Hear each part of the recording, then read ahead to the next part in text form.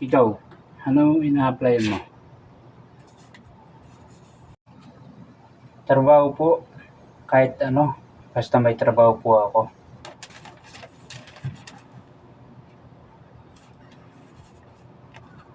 Busy yung resume, ilang 5 taon kang walang trabaho.